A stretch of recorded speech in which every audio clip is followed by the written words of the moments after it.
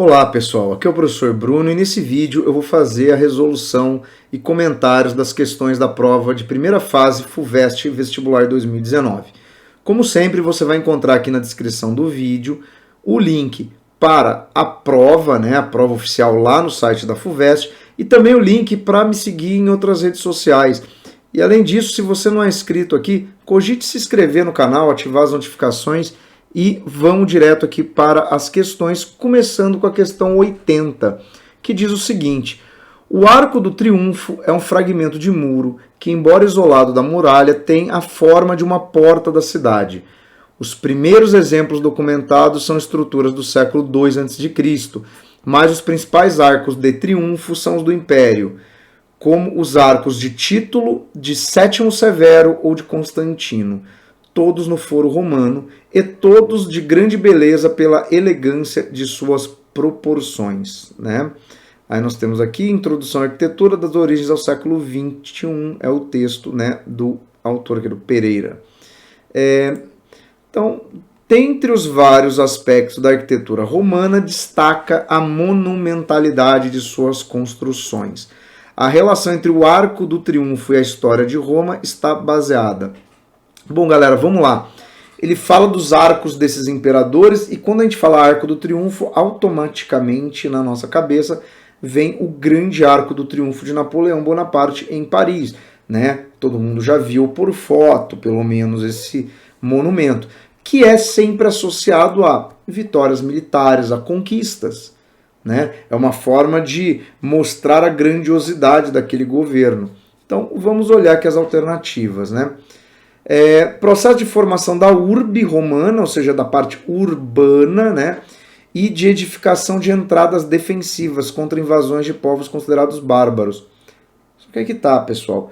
O Arco do Triunfo ele não é uma entrada defensiva, porque o texto mesmo diz que ele, embora pareça um portão de entrada em um muro de cidade, ele é construído desconexo desse muro. Ele não tem uma função defensiva, ele tem uma função estética. Então não pode ser o A. B. Nas celebrações religiosas das divindades romanas vinculadas aos ritos de fertilidade e aos seus ancestrais etruscos. Bom, mas os arcos não são dos deuses, são dos imperadores. São homenagens que exaltam a figura do imperador e não da religião. C. Nas celebrações das vitórias militares romanas que permitiam a expansão territorial, consolidação territorial e o estabelecimento do sistema escravista. Sim, aí dá para fazer até o paralelo com o Napoleão, Você constrói o Arco do Triunfo como uma exaltação do poder militar e das vitórias, das conquistas. D. A edificação de monumentos comemorativos em memória às lutas dos plebeus e do alargamento da cidadania romana. Não é para celebrar a plebe, é para celebrar o imperador. E aí, registro das perseguições ao cristianismo e destruição de suas edificações monásticas. Também não, até porque a prática de construção de arcos do triunfo antecede o surgimento do cristianismo, e também não são símbolos do cristianismo. Então aqui, alternativa C, dessa questão 80 da FUVEST 2019.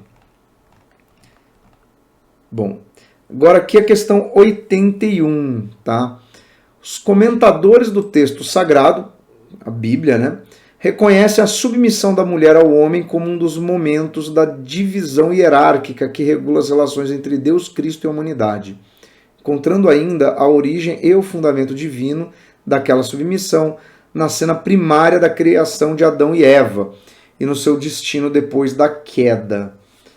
Casa Grande, A Mulher sobre Custódia, num livro História das Mulheres, publicado em Lisboa. Bom, sim, a gente pode pensar que a estrutura patriarcal da sociedade ocidental, ela é em grande parte alimentada por essa visão do cristianismo, de subordinação da mulher ao homem, porque a mulher é criada, Deus cria o homem, Adão. A mulher não é criada por Deus diretamente, ela é criada a partir de um subproduto do homem, a ideia da costela. Ela é criada para fazer companhia ao homem E a queda, né, quer dizer, o pecado, a desgraça de Adão e Eva, recai por um pecado que é iniciado por Eva. Então, quer dizer, aquela ideia da mulher como subordinada ao homem e também como pecadora, né? Então isso daí acaba, obviamente, tendo um peso na mentalidade ocidental, né? Então, vamos lá, né? O excerto refere-se à apreensão de determinadas passagens bíblicas pela cristandade medieval, especificamente em relação à condição das mulheres na sociedade feudal. A esse respeito é correto afirmar. Então vamos lá, né? As mulheres originárias da nobreza podiam ingressar nos conventos e ministrar os sacramentos como os homens de mesma condição social. Não, porque a mulher na sociedade feudal, e a partir desse entendimento bíblico, sempre estará numa posição de inferioridade em relação ao homem, né? Na vida civil ela é inferior ao marido e na vida religiosa as freiras são inferiores aos padres, por isso que elas não ministram sacramentos, elas não celebram missa. Tá? Então tá errado. B. A culpabilização das mulheres pela expulsão do paraíso terrestre servia de justificativa para sua subordinação social aos homens. Olha lá a ideia da mulher como pecadora, causadora da expulsão do paraíso e, portanto, inferior ao homem. Alternativa B.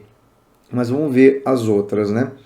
As mulheres medievais eram impedidas do exercício das atividades políticas, ao contrário do que acontecera no mundo greco-romano. Bom, mas na antiguidade as mulheres também não participavam da vida política. D. As mulheres medievais eram iletradas e tinham acesso à cultura, às artes proibido, devido à sua condição social e natural. Não, haviam mulheres letradas e haviam mulheres que participavam de manifestações artísticas, né? Tocavam música, coisas do gênero. Então isso aqui é inverídico. E a submissão das mulheres medievais aos homens esteve desvinculada de normatizações acerca da sexualidade. Não, também não.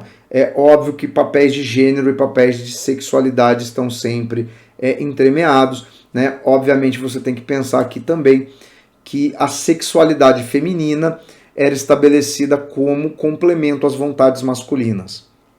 Uma outra questão aqui que a gente pode se alongar aqui um pouco nessa análise é pensar que a partir dessa concepção de que a mulher é a causadora do pecado, isso muito alimenta aquele discurso, por exemplo, do assediador, né, de que o homem é tentado pela mulher, né? O homem é um coitado, é um puro, né, um ingênuo, mas é a mulher que vem tentar o homem, ativar sua libido e coisa do gênero.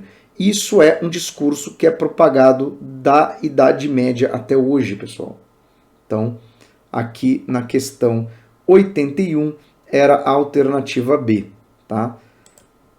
Seguindo aqui para a questão 82, né, a primeira questão dessa prova que trazia imagem, tá? Essa prova tem várias questões com observação de imagens.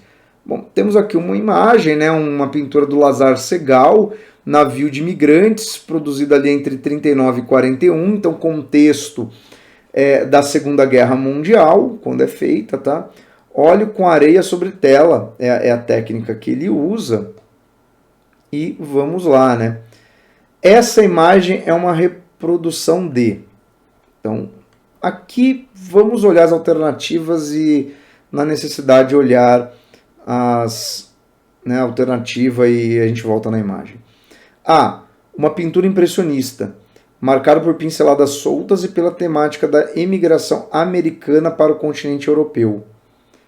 Só que o fluxo de imigração não é da América para a Europa. Ainda mais no contexto de guerra, é da Europa para a América. Então a alternativa A já está descartada. B. Um mosaico cubista, caracterizado pelas formas geométricas que procuram salientar a esperança daqueles que se dirigem para terras estrangeiras. Mas vamos olhar aqui a pintura. Ela não é cubista, né?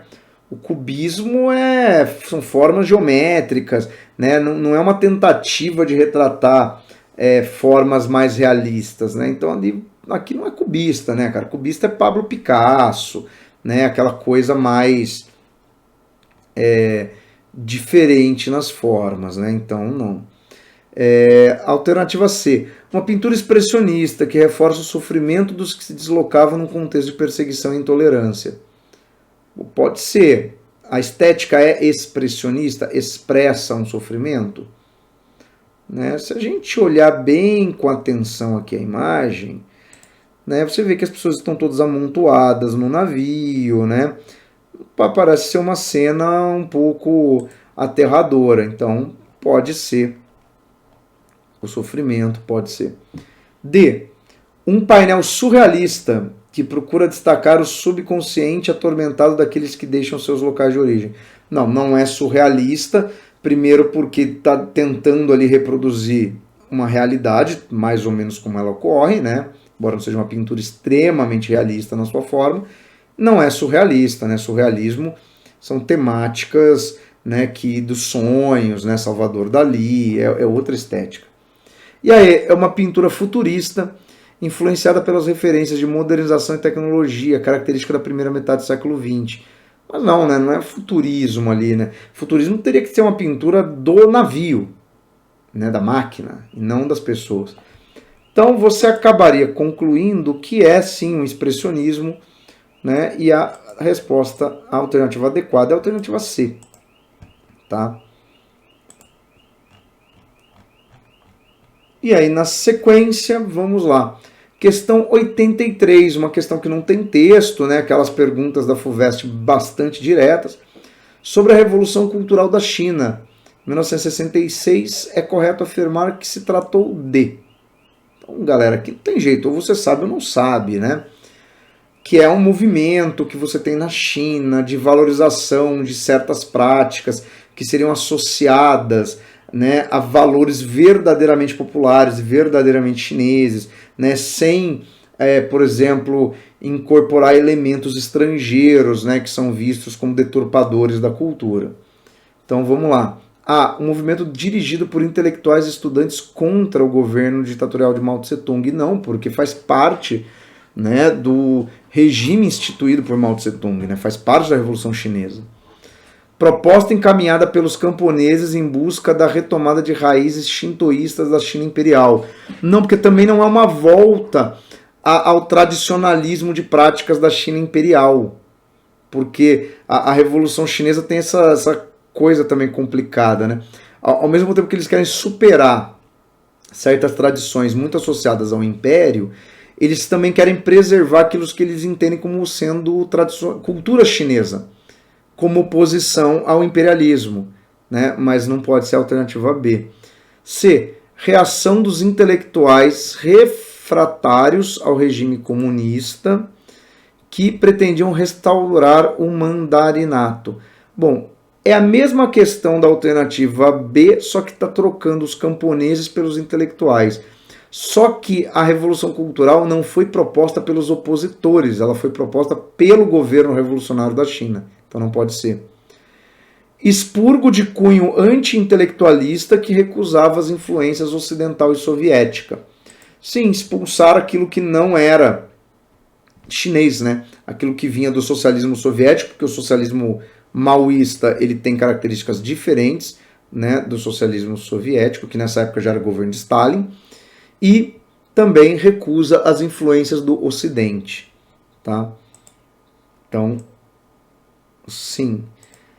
Um processo que culminou nas reivindicações de livre pensamento e na abertura da China para o mercado. Bom, a abertura da China para o mercado é muito recente e não, né? Não era uma reivindicação de livre pensamento, porque a China tem problemas até hoje com censura de certas questões, né? É um país aí que tem pesam grandes críticas, né, nesse sentido sobre a China. Então, aqui na questão 83 era a alternativa D, a alternativa correta. Vamos dar de lado aqui. Questão 84, temos uma grande tabela do PIB brasileiro, tá? Que se inicia aqui, ó, em 1971, né? E aí você tem o PIB total, né? A indústria e a agricultura ao lado, né? Separados. E esta tabela se estende até o ano de 84. Então vamos lá, né? Estamos pegando ali o governo do Médici até o fim. Então, o governo Médici, Geisel, Figueiredo, que é o período ali do milagre econômico, né? Então, vamos fazer o que sempre temos que fazer quando tem tabela. Olhe as alternativas e procure depois as referências na tabela. Então, vamos descer aqui. Os dados da tabela referem-se aos anos transcorridos durante a ditadura militar no Brasil. O desempenho econômico nesse período entrelaçou-se com o panorama político do país. Nesse sentido, é correto afirmar. Então, vamos lá. Os sinais de esgotamento do milagre brasileiro associados à crise internacional do petróleo entre 73 e 74 foram responsáveis pelo recrudescimento da política repressiva dos governos militares. Aqui não é um item que está na tabela, é um item de conhecimento prévio. Pessoal, de fato o Brasil é impactado pela crise do petróleo, tá? A gente pode até olhar aqui na tabela, aqui, 73 e 74, você tem, na sequência, uma queda do PIB, de 13,6, ele cai para 9,7, tá? Olha a queda na indústria, né? Significativa, porque obviamente depende do petróleo. Na agricultura, não. Na agricultura ele até se expandiu, mas ele decaiu, né, na indústria justamente pela questão do petróleo, né? Então aqui é uma variação, né, do desempenho, né? Não é um número exatamente, é para você fazer ali efeitos comparativos, né? Isso aqui é percentual, né? Então, o que acontece?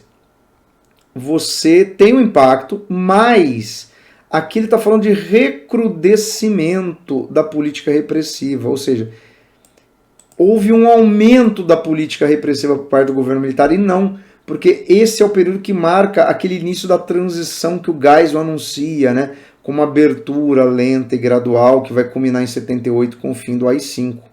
Então, não. A partir deste momento você vai tendo um enfraquecimento da ditadura militar e não um reforço. Beleza? Então, vamos lá. As eleições pluripartidárias de 82 ocorreram em meio à recessão de 81 e 83 no governo de João Batista Figueiredo, caracterizaram-se como um passo importante ao processo de redemocratização do país. Bom, pela primeira vez nós tivemos eleições com mais de 2 partidos em 82. Sim, tá? Mas eram eleições para o governo estadual. Inclusive tem aquela grande campanha do Corinthians, né, da democracia corintiana, os jogadores pedindo para você votar, né, era votar para governador naquele contexto. Mas vamos olhar, 82, nós temos uma recessão entre 81 e 83. Vamos olhar. O que é uma recessão? É isso aqui, PIB encolher. Em 81 ele caiu 1,6, em 82 ele progrediu 0,9. Mas aqui vamos lá, né, para não fazer aquela conta errada de menos 5 mais 4 dá 9, né, galera? Pelo amor de Deus, hein? Caiu 1,6%. Esse 0,9 não é daqui do início, é desse pós-queda de 1,6. Então, essa subida de 0,9 não repõe aquele 1,6. E depois, em 83, cai ainda mais, cai mais 3,2%. Então, assim, de fato, entre 81 e 83, a economia brasileira caiu muito. Então, a alternativa B está correta. Mas vamos ver as outras. Vai que você não lembre que ficou na dúvida, em 82 teve eleição? Vamos ver. C. A crise internacional do petróleo de 79 e seus efeitos na economia brasileira provocaram uma queda abrupta do PIB nacional e o fim imediato do regime por falta de sustentação política. De fato, você tem duas questões aqui complicadas, Não causou uma decadência tão grande assim, porque subiu 6,4 e depois em 80, 7,2. E você teria que lembrar que a ditadura militar se estendeu até a transição em 85. Né? Então, não pode ser. D. As oscilações do PIB brasileiro registradas na tabela correspondem igualmente às variações das taxas de crescimento e retração da indústria e agricultura e aos processos de intensificação da repressão política e da censura. Bom, não dá para fazer essa relação, primeiro pelo seguinte, ó. Nós temos momentos aqui, ó, por exemplo, ó, vamos pegar 78, que é bom. Ó. A economia no geral cresce 5%, a indústria 7,2%, mas olha, a agricultura tem uma retração. Ou seja, é possível você ter crescimento econômico no país, mesmo com um setor se retraindo. Então já estaria errado. E não dá para fazer uma relação entre crescimento econômico e aumento da censura. São coisas completamente descoladas uma da outra. Então a alternativa D não procede. E vamos ver aí. A crise internacional do petróleo não afetou a agricultura brasileira, mas coincidiu com as primeiras eleições pluripartidárias desde 66, marcadas pela estrondosa vitória dos partidos de oposição. Então vamos ver, não afetou a agricultura brasileira? Vamos ver 79. De fato não afetou, né? Cresceu 5%, mas em 79 nós ainda não tivemos eleições pluripartidárias. Por quê? Porque a reorganização partidária brasileira, quer dizer, a fundação de novos partidos, acontece em 79 como parte do retorno dos exilados, né? E temos um outro problema, né? Em 66, né, você já tinha tido também as transições provocadas pelos atos institucionais. Então nós não tivemos eleição para presidente, por exemplo, em 66, né? Foi uma eleição indireta. Então, por isso que nessa questão é a alternativa B, a alternativa correta. Mas bem legal as relações que ele estabelece aqui, né? As alternativas são grandes, então você tem que realmente ficar olhando ali os dados da tabela, tá? Uma questão bem interessante para a gente revisar. Beleza? Então, vamos aqui para a questão de número 85, tá? Sob qualquer aspecto, a Revolução Industrial foi provavelmente o mais importante acontecimento na história do mundo, pelo menos desde a invenção da agricultura e das cidades, e foi iniciado pela Grã-Bretanha. É evidente que isso não foi acidental. Provavelmente ele vai querer esta informação, né? Aconteceu na Inglaterra por alguma combinação de fatores. Então, vamos lá. A Revolução Industrial ocorrida na Inglaterra nos decênios finais do século XVIII. De novo, né? Olha como a FUVEST gosta de questões econômicas, né? Então, nesse ano já teve tabela com PIB, agora estamos falando de Revolução Industrial. Então, quer dizer, a história econômica ali sempre um elemento recorrente. Deveu-se ao pioneirismo científico e tecnológico dos britânicos, aliado à grande oferta de mão de obra especializada e uma política estatal pacifista e voltada para o comércio. Aqui que é o problema, hein? Não, né, pessoal? A Inglaterra vai ser a grande potência militar, marítima, né, do século XVIII, XIX. Depois você tem imperialismo, ou seja, a expansão industrial inglesa não se dá associada a governos pacifistas.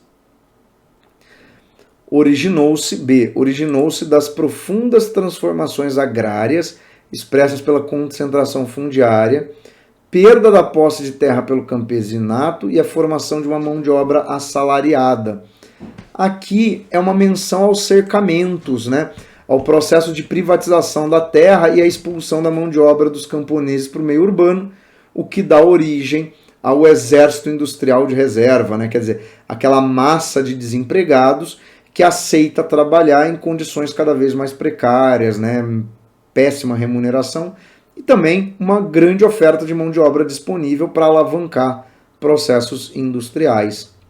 Então, é a alternativa B.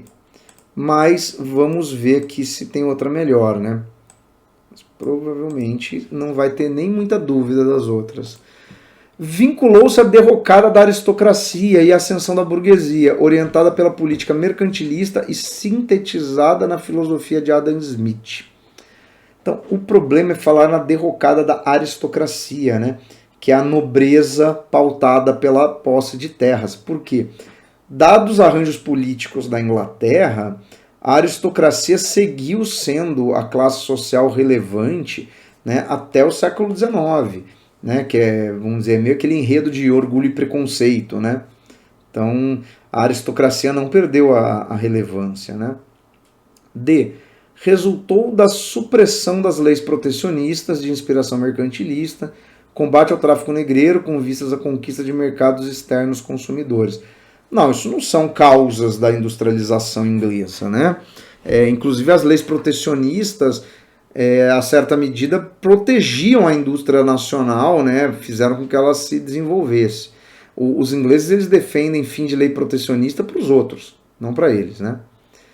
Decorreu da ampla difusão de um ideário ilustrado, ou seja, iluminista, ok, o qual teria promovido aquilo que o sociólogo alemão Max Weber descreve como espírito do capitalismo. Só que o espírito do capitalismo descrito pelo Weber não vem do iluminismo, vem do protestantismo, vem do calvinismo, tá? Por isso que não pode ser alternativa aí, tá? Mas muito boas alternativas dessa questão, né? Mencionam aí elementos bem interessantes. Questão 86, ó, mais uma imagem, né, no vestibular FUVEST 2019. Produzida no contexto da implantação da ordem republicana no Brasil, esta imagem. E aí você tem lá, né, a República, né, é a alegoria da República, né, é a encarnação desse ideal, né, numa figura humana, né, que é a mulher com o barrete frígio, né, este chapéu, né, simboliza a República. Então vamos lá, né. Produzida no contexto de implantação da ordem republicana, essa imagem. A.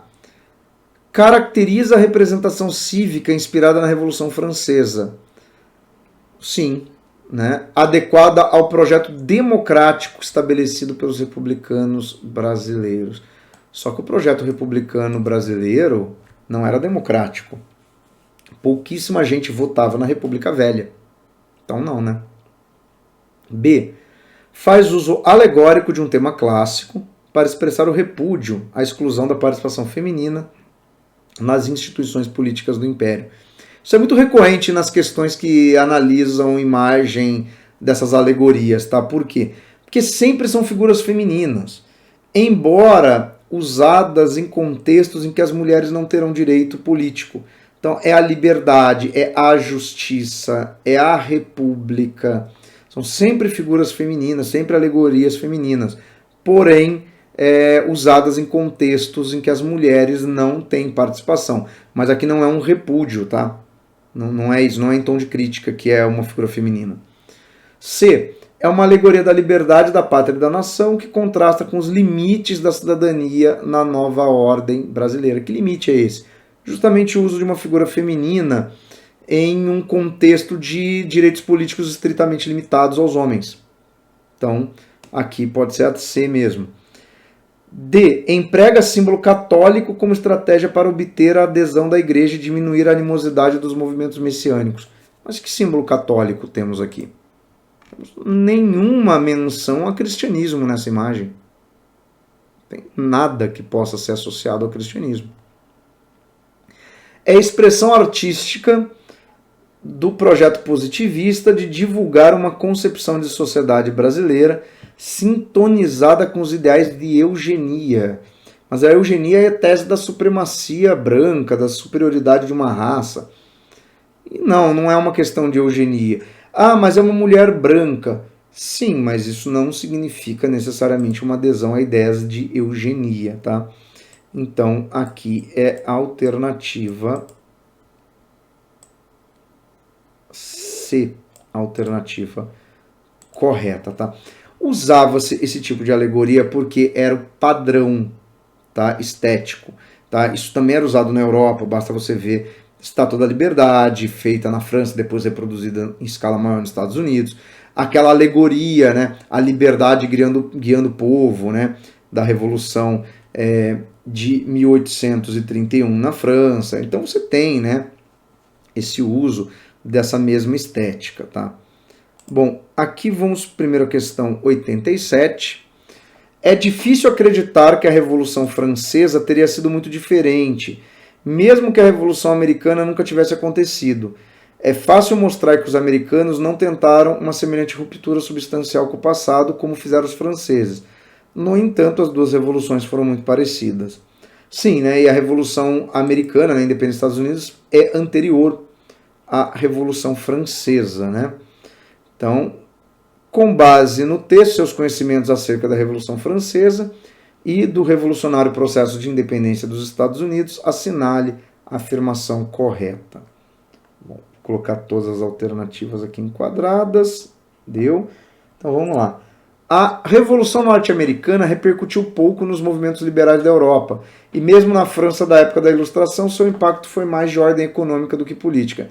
Bom, mas no começo do texto, o autor diz que a Revolução Francesa não teria acontecido da mesma forma se não fosse a independência dos Estados Unidos. Então a alternativa A já está errada. B. O processo de independência dos Estados Unidos foi marcado pela ausência de divisões internas entre os colonos e pela exclusão das camadas populares da sociedade no processo político. Bom, mas houve divisões internas entre os colonos? Claro que houve, claro que teve grupos ali que eram favoráveis a propostas diferentes, tá? Tanto que você tinha lá nos congressos, né, continentais da Filadélfia longos debates, né? Havia uns que eram favoráveis, por exemplo, a maior autonomia para os estados, né, que é o federalismo, haviam propostas mais centralizadoras, né, haviam discussões sobre os processos eleitorais, como é que seriam feitos. Então, óbvio que houve, inclusive, derrotados, mas até havia um debate sobre a questão da escravidão, né? Óbvio que não foi o grupo que prevaleceu, mas ao longo da independência dos Estados Unidos, você teve sim discussões acerca de abolir a escravidão. Mas a elite vitoriosa, obviamente, suprimiu essas ideias. Então, vamos lá. C. O processo de independência dos Estados Unidos foi consumado pela redação de uma Constituição, cuja elaboração ficou a cargo de notáveis que representavam os interesses da classe proprietária. Muita gente pode ter marcado esta questão. Vamos lá, por quê? Porque normalmente a gente associa, a gente fala da independência dos Estados Unidos, menciona, obviamente, né, o país que se forma, e aí você tem a Constituição dos Estados Unidos. A Constituição dos Estados Unidos, ela não foi reformulada até hoje. Ela é uma Constituição que se mantém desde o século XVIII. Porém, a Constituição dos Estados Unidos ela só é elaborada anos depois da independência. A independência é feita em 1776. A Constituição dos Estados Unidos só é elaborada depois do fim da Guerra de Independência. Então é muito complicado essa colocação aqui. Tá? D. A Guerra de Independência norte-americana caracterizou-se pela ausência de radicalismo político e social, o que deveu à menor penetração dos ideais ilustrados nos últimos anos do período colonial. Não, claro que não, porque você teve como base para a independência dos Estados Unidos o pensamento iluminista, tá? Difundido muito em função da publicação do Senso Comum, né? Um manifesto do Thomas Paine, que replicava basicamente ideias de John Locke, né? Ideias do direito de revolução, a ideia do contrato social. Então, não, isso aqui está errado. E a Revolução Norte-Americana repercutiu não só na Ilustração Europeia, né, na Revolução Francesa, como demonstrou, modo teórico e prático, a viabilidade de um grande Estado republicano e democrático. Bom, então aqui a alternativa E, óbvio que dá para se questionar um pouco esse termo democrático aqui ao fim da alternativa, né?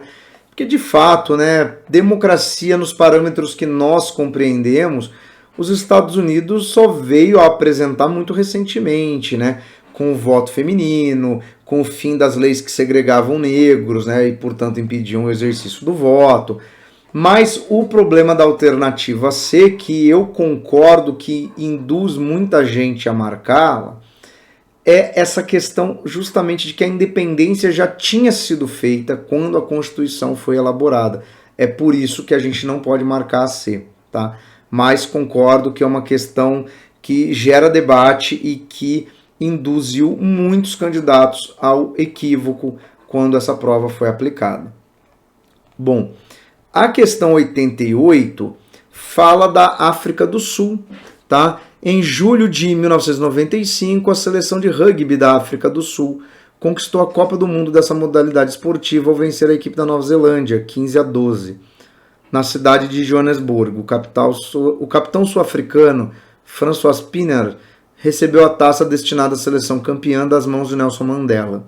Esse acontecimento esportivo é um dos marcos do fim do apartheid, devido à constituição da primeira seleção multirracial representando a África do Sul.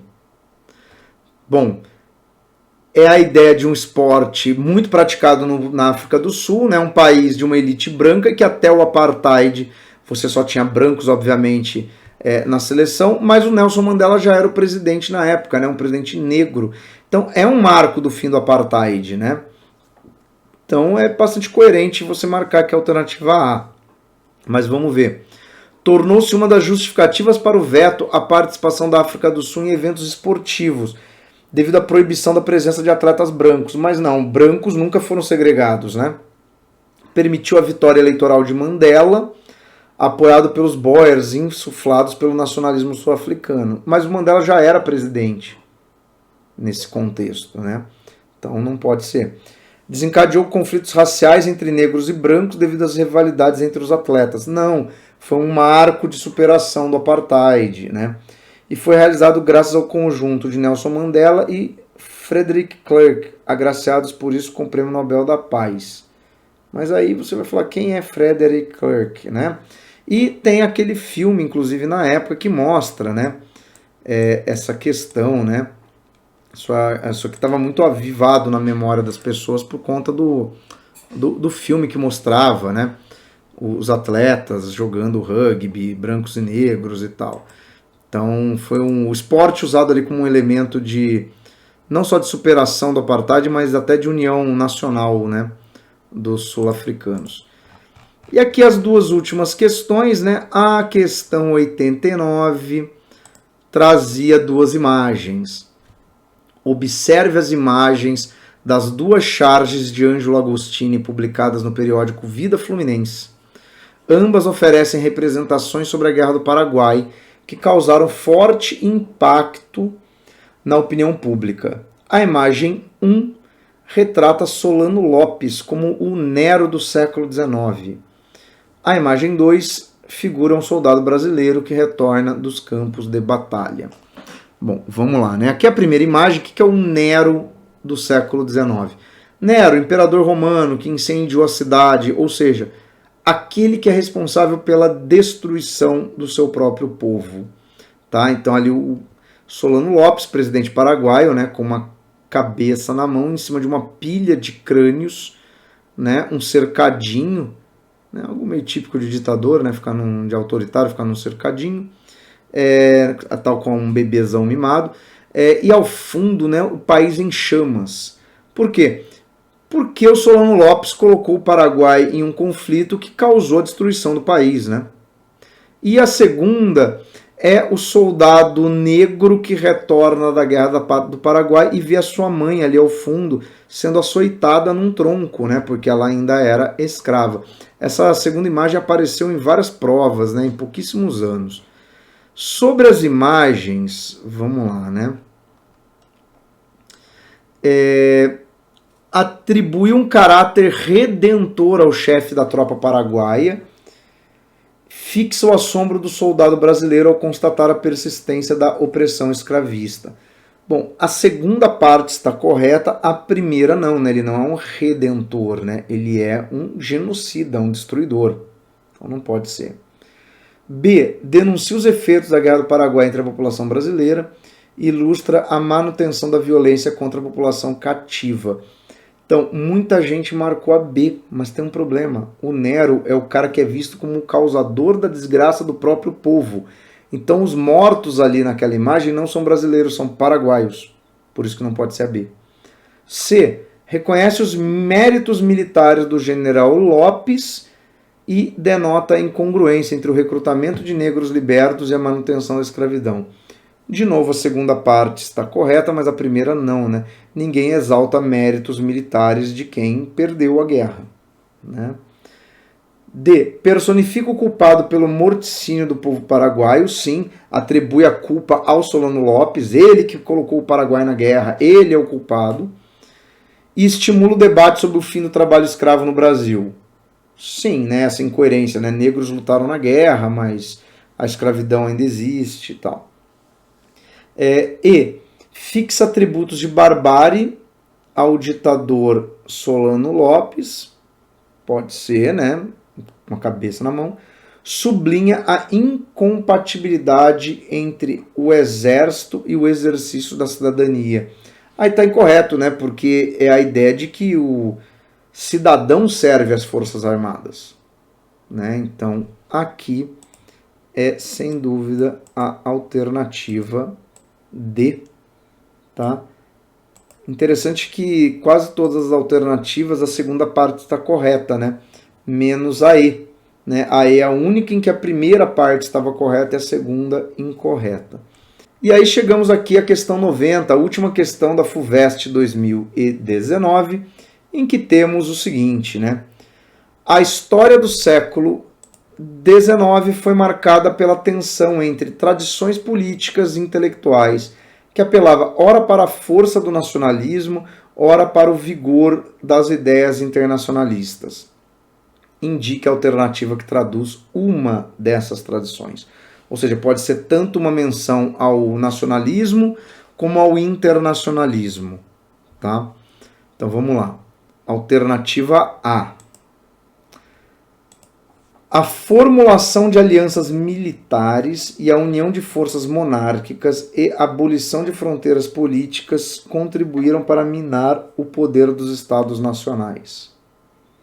Bom, mas se você está falando de alianças militares, são entre países, união de forças monárquicas, ou seja, entre reis, e abolição das fronteiras políticas minaram o poder dos estados nacionais, mas as duas primeiras vão no sentido de reforço de alianças, a terceira vai no sentido de fragmentação dos estados. E isso não aconteceu no século XIX, né? Não se aboliu fronteiras políticas, né? Então, não. B. O 1º de maio e os rituais trabalhistas manifestavam a ascensão de partidos e movimentos de massa, expressão do nacionalismo da classe trabalhadora. Mas aí temos que lembrar da famosa frase do Marx, né? Operário de todo mundo, univos. O movimento operário é internacionalista, tanto que o 1º de maio é um feriado internacional. C. As guerras de caráter religioso que eclodiram na Europa demonstram o enfraquecimento do poder universal da Igreja Católica e a ascensão de tradições religiosas nacionais. Só que as guerras de religião não são típicas do século XIX, né? São bem anteriores. D. O apelo ao direito de autodeterminação dos povos questionou o poder das casas dinásticas e contribuiu para a maior fragmentação dos grandes impérios europeus. Que é aquela ideia de você ter cada povo deveria constituir a sua própria nacionalidade e logo o seu estado. Parece interessante, né? Embora a fragmentação dos estados nacionais não tenha ocorrido necessariamente no século XIX. Por exemplo, o Império Austro-Húngaro, né, só deixou de existir no século XX. Mas aí tem esta palavra aqui, ó. Este posterior é no sentido de século XX. Porque olha lá, O culto ao progresso e da liberdade despertou os ideais republicanos e democráticos que contribuíram para o estabelecimento de federações supranacionais. Só que não, né? O século XIX não é marcado por ideias democráticas, por exemplo, de unir toda a Europa, né, num único regime. Então aqui é a D, embora tenha que tomar este cuidado com essa palavra posterior fragmentação, né? Tem uma certa pegadinha aqui. Bom, pessoal, essa foi a FUVEST 2019. Aqui ao lado vai ter uma playlist com as outras resoluções das provas da FUVEST. Se você está se preparando para o vestibular FUVEST e para outros vestibulares, boa prova, um abraço, não se esquece de ativar as notificações e curtir esse vídeo, belezinha? Então, um abraço e até mais.